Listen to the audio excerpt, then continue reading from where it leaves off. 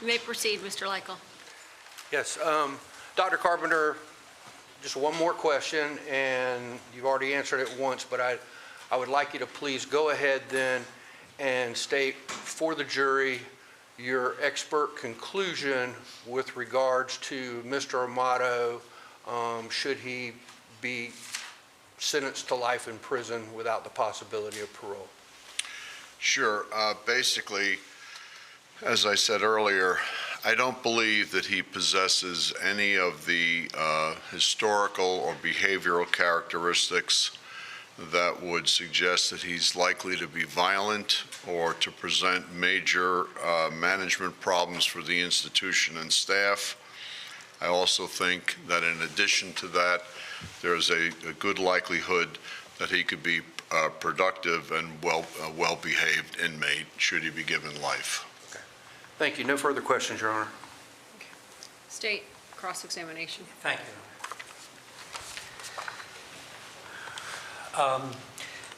Good afternoon. Good It's a afternoon, couple sir. minutes after 12, so I'll say good afternoon. Yes, good afternoon, sir. Got a few questions that I want to ask you, and I'll try to be brief. We spoke last week. You were gracious enough to make yourself available. I think it was on Thursday that we spoke. Correct. And you, we talked about what you did in this case.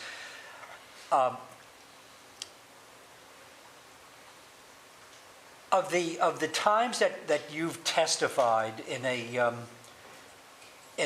criminal prosecution, in a criminal case, can you give the jury a sense of, in a percentage Sure. way, the percentage of times that you've testified for the defense versus testifying for the prosecution?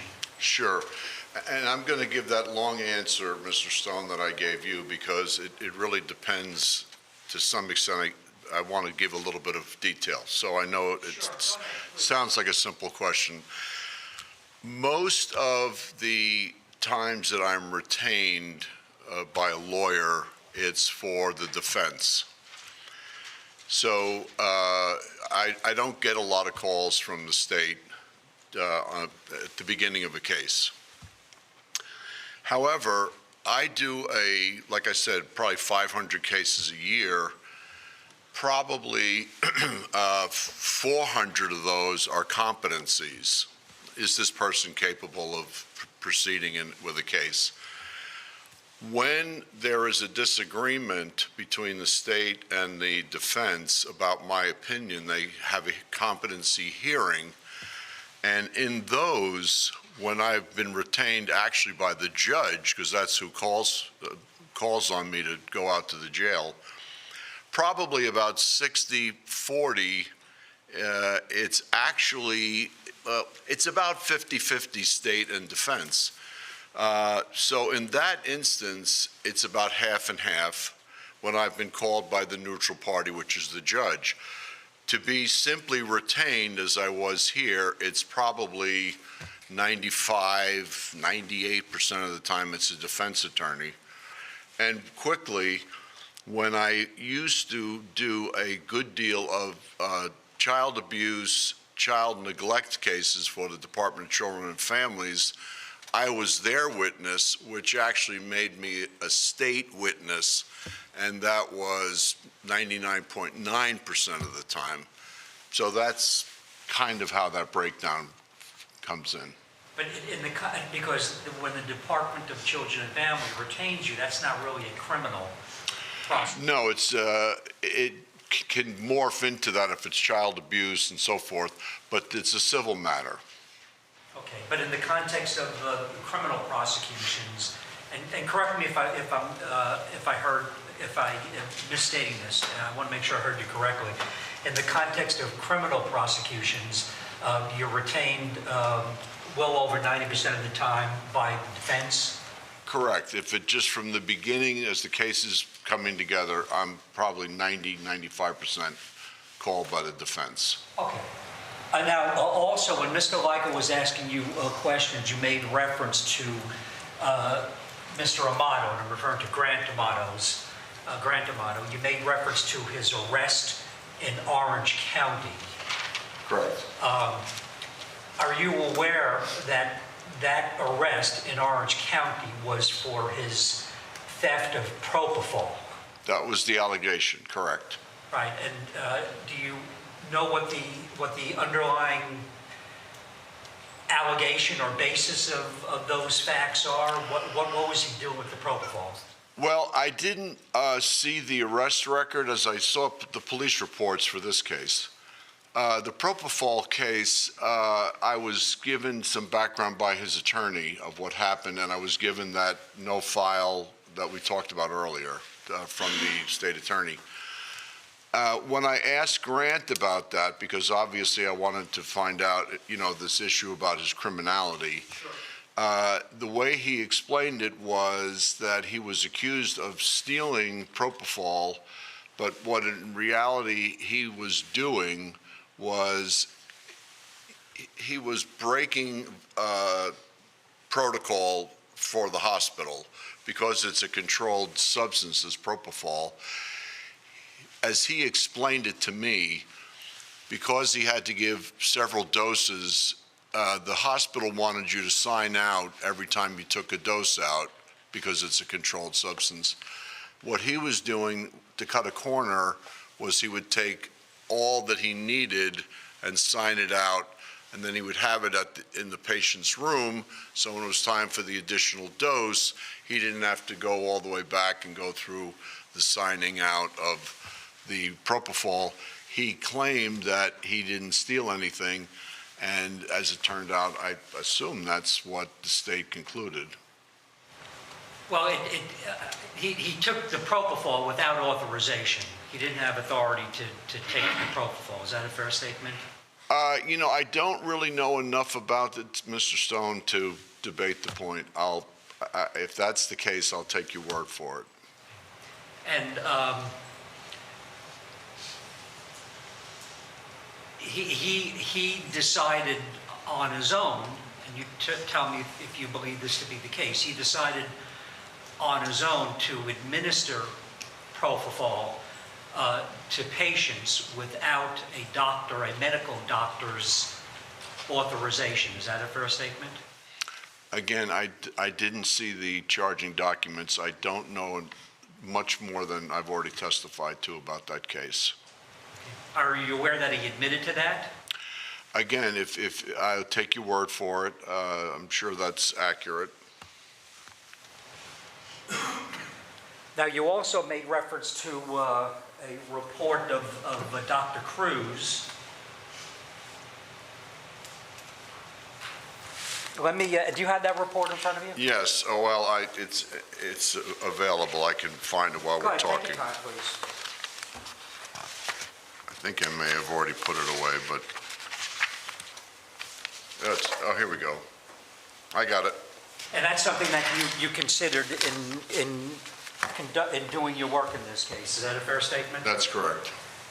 I want to direct your attention to the portion of the report that says recommendations. Correct. That's the title page, so to speak, right on the front. The lower box. Well, yeah, exactly, the lower box. Can you read that recommendation to the jury, please? This is front page, right on the bottom. May I approach you on it? I want to make sure. Is that where you wanted me to read from? Yes, please. Sure, be happy to. Thank you. The recommendation, client is not able to practice with reasonable skill and safety at this time, would recommend oversight supervision for a period of time to ensure client is using good judgment in caring for his patients due to the severity of his actions and random toxicology screens to rule out an alcohol use disorder. And let me ask you this question, continuing with Dr. Cruz's report. And once again, you correct me if I misheard you, but when Mr. Leichel was asking you questions, did you indicate that there was no signs of any type of substance abuse? That's correct. Okay. Well, can I ask you just to read the same page, the Sure. top box where it says synopsis of evaluation? Sure. Client does not exhibit any signs or symptoms of a mental illness or substance abuse disorder. He denied any history of illicit drug abuse or alcoholism. However, based on his toxicology tests, he may have an underlying substance use disorder.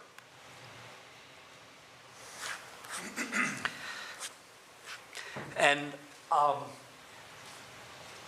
you, once again, during when Mr.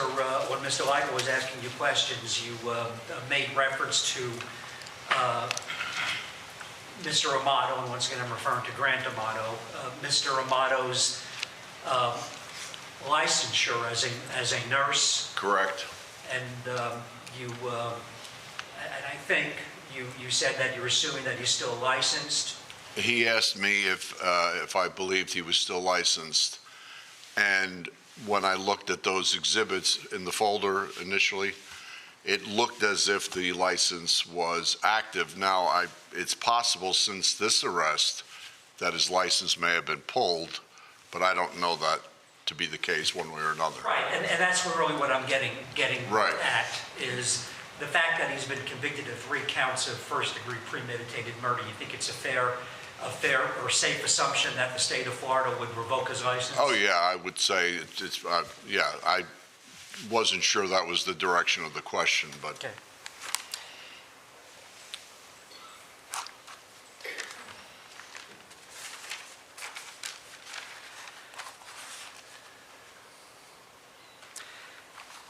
And you also mentioned during your direct examination when Mr. Leica was asking you questions, and I'm going off of the chart or the factors, the 1 through 10 that you and Mr. Leica were talking about, and the very first factor or observation is violent behaviors and interaction between circumstance and personality. correct. Is it fair to say, and this may be pretty common sense, but is it fair to say that we don't know what circumstances Mr. Amato will be confronted with if he gets sentenced to life in prison? What circumstances he'd be confronted with in prison? That's correct. It's a crapshoot in a sense. We have no way of knowing. We have some general inferences about prison that I know about, but any number of things, I suppose, could potentially occur.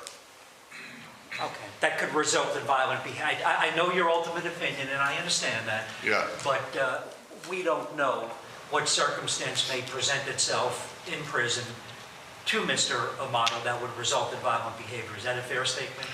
We don't know what he might encounter. That's certainly correct.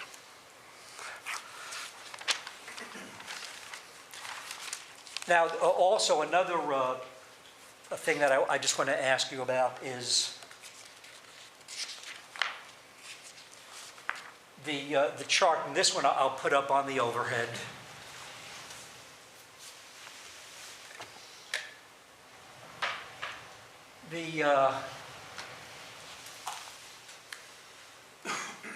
The indication there that the 2.6, and what's that, 2.6%? Is that what that is? No, that's incidence of, and it's averaged across the group.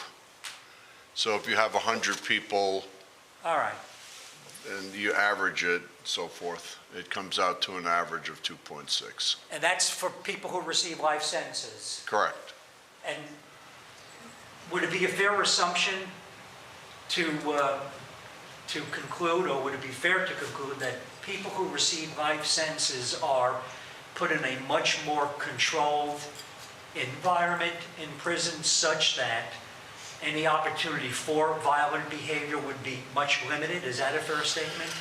I don't think it's exactly a fair statement, Mr. Stone, and let me explain this. And I don't have this data, but this is anecdotal from my 30-plus years Sure. of working in this arena. If you do well, and he will very likely start out in a maximum security prison. I would venture that to be a strong likelihood. Right. However, If you do well as time goes along, you can be moved to medium security, and how far down that scale, there would probably be a floor. He wouldn't get to work release or something of this nature, obviously. But if he does well and has no DRs and so forth, and he has a job and he's helping people get a GED or whatever he's doing, I think he could eventually move. That data, I don't know which of those two situations that data came from, whether it was max or minimum security or what, or some composite. But I think the best way to understand it is its relative stance to the other categories. Okay. And, well, let me ask you, you see 1.61 in death row. Obviously, that's a significantly more controlled environment, death row, less opportunity to be violent. Is that a fair statement? That is a fair statement, and I think that there's like a little piece of paper or something on it. It should, there's something written under there, but it's, yes, death row is what it indicates. Okay. Now, you also spoke about age being a factor that's something for the jury to consider, but I want to try to refine that a little bit more. Is it fair to say that age is a factor the jury should consider in the context of your opinion regarding the likelihood for future violence? Yes. And now are you aware of the various mitigating factors that exist in the Florida statutes? I know them, however, I didn't brush up on them because of the nature of my presentation today. Okay. Are you aware that age is a statutorily listed mitigating factor? Yes, I know that. Okay. But in the context of what we're talking about today, your emphasis on age is only put forward in the context of your opinion regarding future dangerousness and not that separate statutory mitigating factor of age. Is that a fair statement? That was my intention, the former, which was to just talk about that as a factor in the equation for predicting future violence. Okay.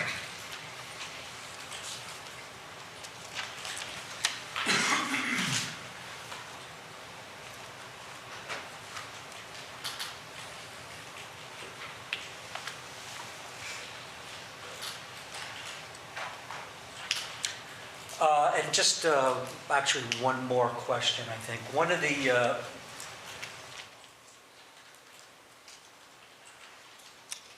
in that 1 through 10, the Mr. Amato clinical forensic evaluation that you and Mr. Lyko spoke about. The Correct. 10 points that you observed.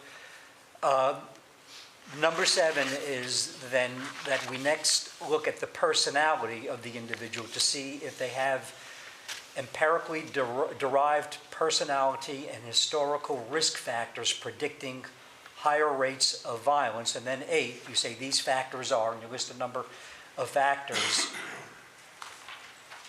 And among those factors is employment problems. Correct. Are you aware that Mr. Amato was fired as a result of the incident in Orange County? Correct. And I think when on direct, I think I tried to, because I was aware that, hey, to the jury that might be confusing. Wait a minute, he got fired for the profanol.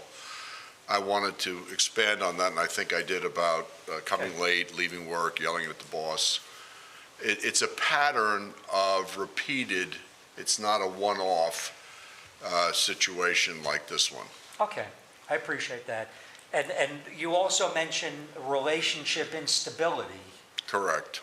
I'm sure that in your work in this case, with all the materials that you reviewed, you're familiar with a person that is called, or a woman named Sylvie? Yes. Okay. I'm not going to get into the specifics about that. The jury's heard all about that. But let me ask Sure. you, would you consider that to be a stable relationship? Not in the sense of that factor, no. As a matter of fact, would it be fair to say that it's a very unstable relationship? Well, it's probably somewhere in the middle, and we can get into it if you'd like, but as I told you Thursday in our deposition, one of the things in my practice over 30 years was encountering this internet love affair thing, which when I started, there was no internet. And having, again, all these 15,000 odd cases, I've heard just about everything, I think, in my life now. This internet love affair thing is something that I would always, in the back of my mind, think, you fell in love with somebody in England, you left your husband and flew to England to marry this person, this kind of thing. It was always a head scratcher, but so I want to say that this is a new breed of cat that we're looking at. It certainly had aspects of dysfunctionality about it that if he were my counseling client, I would have wanted to talk greater length about. But to say it in that binary kind of way that it was 100% dysfunctional, I would have to take a little bit of issue with that. Okay. All right, I appreciate it. Thank you very much, Doctor. Redirect.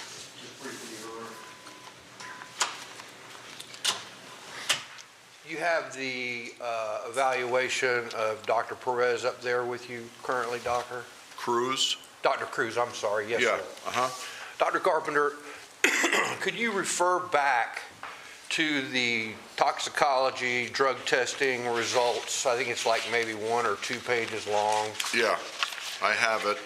Okay. I may have put it away. I can get it out, but for sake of time, I can tell you they found metabolites of alcohol in the toxicology report. Or ETG? Right, and as I say, I can give the No, that's all. $5 word. But all of the other substances that are listed there, be they opioids, be they, all of the, 2 pages. Yeah, it's very, very extensive. And the only thing that they found was a residual ETG for the consumption of alcohol. Right, and what I should say is that these are metabolites of alcohol that only say that he had consumed an alcoholic beverage in some period of time. I couldn't give you the exact time span. So if you had a beer at dinner and went in the next day for your toxicology exam, that would show up. Okay. Certainly nothing to indicate alcoholism. No, and I think it's interesting that his diagnostic impression is rule out alcohol use disorder, and he also says random toxicology to rule out. So as strong as he was willing to go was to say rule out. In our profession, rule out means consider the possibility of. I can't rule it in, I can't rule it out. I'm going to call your attention to this. You keep an eye on it and do a toxicology screen down the road. So if you reinstate him, this guy may have a drinking problem, so you better monitor it. But it was only based on the metabolites of alcohol, which, as I say, if you had a beer when you got home from work and took the test the next day, would show up. Are you familiar with the organization Physicians Recovery Network, or PRN? Yes. That is the body that's charged with supervising healthcare professionals to make sure that they do not have issues with substance abuse disorders or mental health disorders. That's correct. And I believe the recommendation in there was for Mr. Amato to be subject to a period of supervision by PRN. Is that correct? That's correct. All right. Finally, Doctor, last thing. Now, in referring to statutory section 921.141, which contains the aggravators and mitigators, you indicated you're aware that age at the time of the offense is how it reads in the statute, correct? Correct. All right. It does not specify a specific age, does it? Like you're 18 or 19 or 55 or 65. It talks about age at the time of the offense. Is that Correct. correct? Okay.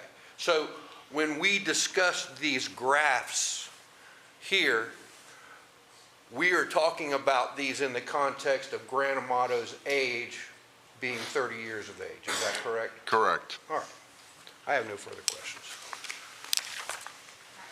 May this witness be excused? Yes, Your Honor. All right. Thank you, very Your much, Doctor. You're excused and you're released from your subpoena. My pleasure.